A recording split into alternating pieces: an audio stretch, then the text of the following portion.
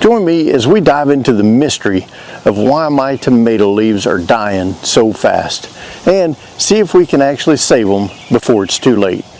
So, if you're a gardener, and there's nothing more frustrating than watching your beautiful tomato plants start to wither away. I mean, you've spent hours nurturing them and watering them and giving them the best soil and the best sunlight, but then, with no warning, those gorgeous green leaves start to turn yellow and brown and just shrivel up. Well, I've been there too, and it's like, what did I do wrong? I mean, I followed all the instructions and I actually gave them everything they needed. But still, those leaves just keep dying. And it's not about just how it looks. When your tomato leaves actually start to die, it can actually affect the entire plant. Healthy tomato plants, they're like the pride of the garden. I mean, they provide you with juicy, fresh tomatoes all season long. But when they start to struggle, it can actually be devastating. That's why I want to get to the bottom of this mystery right now. So growing tomatoes can actually be a challenge. You've got to worry about pests, diseases, and weather conditions. One wrong move and your plants are going to start to suffer. But don't worry, I'm actually here to help you figure out what's going on and how to fix it. All right, let's start with some of the environmental factors. This refers to the external conditions that affect the plant's health and its development. These include temperature, light, humidity, wind, rainfall, and even soil conditions. So plants, including tomatoes, are highly sensitive to the changes in their environment, and even relatively small shifts can actually have a significant effect on the growth and their productivity. Temperature fluctuations, for example, can actually cause stress on your plants. Tomatoes actually thrive in a stable temperature range, ideally between 70 degrees Fahrenheit and 85 degrees Fahrenheit during the day, and not dropping down below 50 degrees Fahrenheit at night. So when the temperatures deviate from this range, especially like suddenly, the plants can actually experience a lot of stress. So if your plant gets too cold or too hot, your plants are actually going to respond by drooping their leaves. Extreme heat can actually cause the plant to go into survival mode. To reduce the water through loss of transpiration, it actually will droop some of its leaves. Likewise, exposure to cold temperatures can actually damage the cells, hinder the nutrient movement, and leaving your plants to shed its leaves as a protective measure, or because parts of the plant are actually dying. So leaf droop is essentially a symptom of the plant reacting to the environment that has become a little bit inhospitable, trying to preserve its energy and focus its resource on its core systems.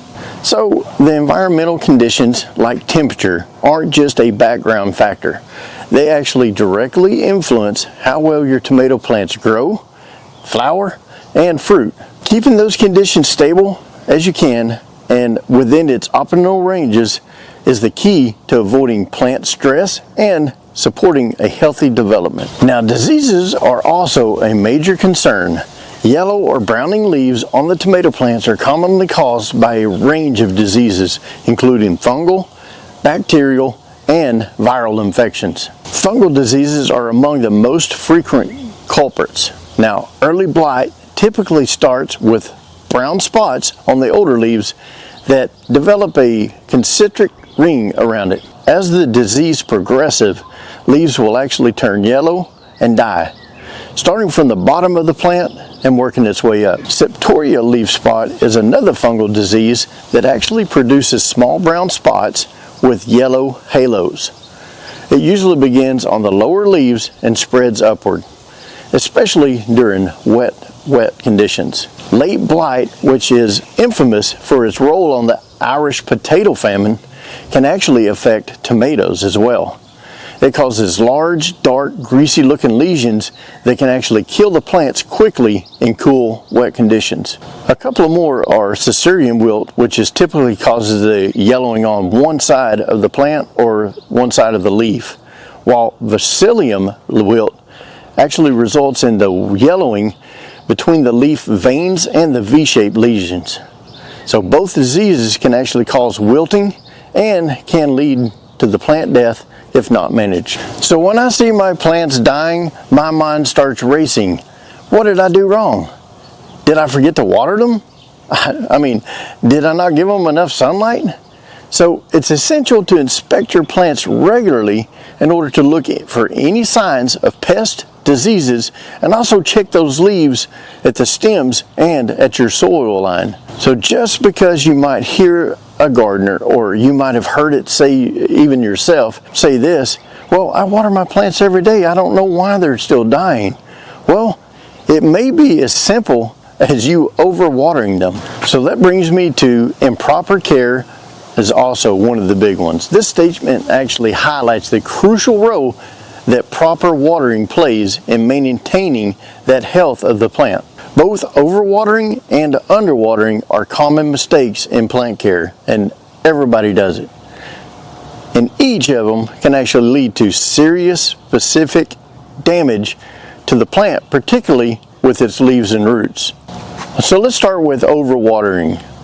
When a plant receives too much water, the excessive moisture on the soil doesn't have enough time to drain away. And this leads to a waterlogged root system. Roots need oxygen to survive, and in overly saturated soil, the oxygen actually becomes scarce. This causes the root to actually suffocate and eventually rot. And you hear that root rot, and that's where that comes from.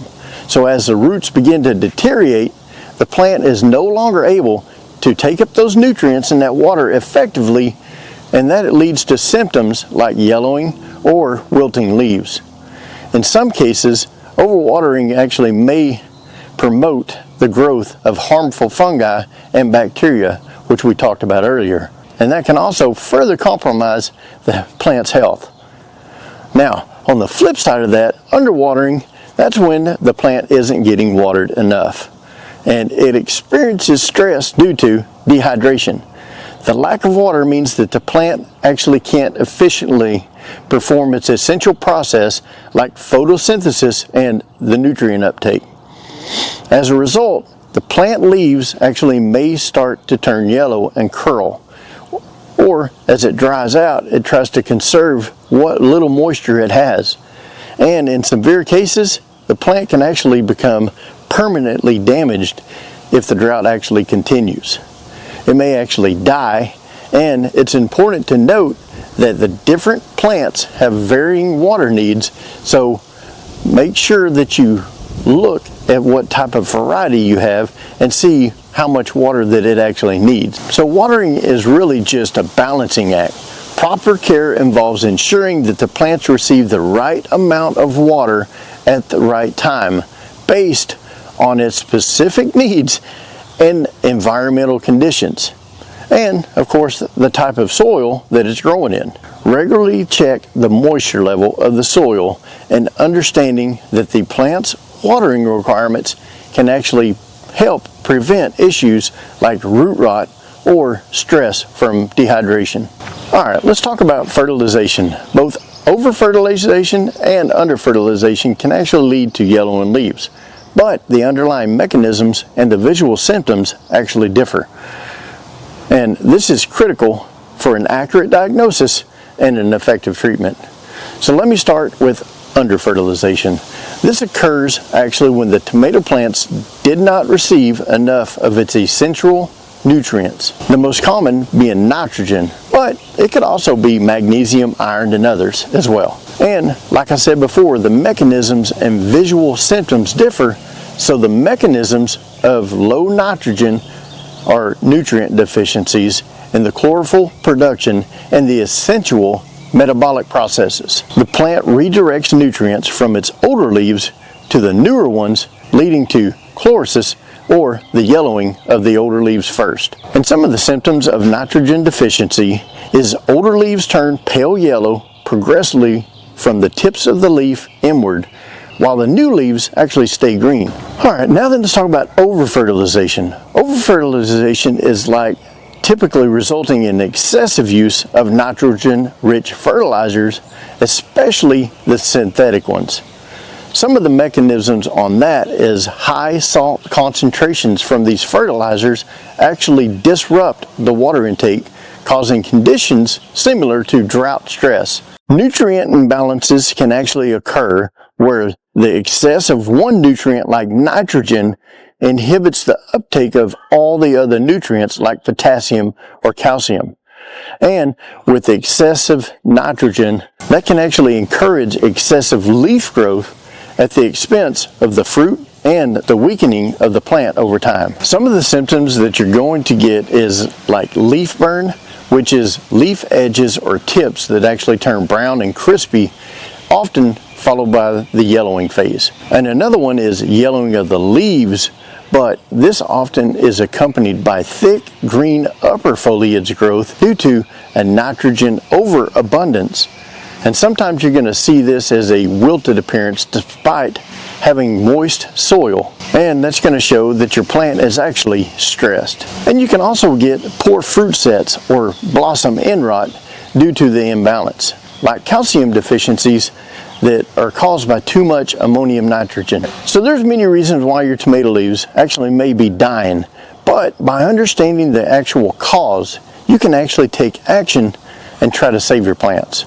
Due to the fact that some of these are irreversible and do irreversible damage, you can at least try to save or eliminate some of it from spreading to your other plants. But one of the most important things is don't ignore the problem. Address it promptly because your plants are actually counting on you to save them. If you're having some of the same similar experiences, share them with me in the comments below. I'd love to hear about them. And also, if you have some suggestions for why your leaves are turning yellow, leave them in the comments as well. That way, all of us gardeners can have the successful garden this year. Also, if you want to learn more about tomato care or tomato seedlings or how we actually start our tomatoes out, check out some of my other videos on my YouTube channel, and where I'm always sharing tips, tricks on everything gardening. Make sure you subscribe to the channel. And speaking of subscriptions, I want to thank everybody that has already subscribed, because it may not mean much to you, but we have actually reached 500 subscribers on this channel, and that means a lot to me. So I want to thank you for all your support. Also, hit that bell notification so you don't miss out on any future content, because your support means the world to me. And like always, keep it growing.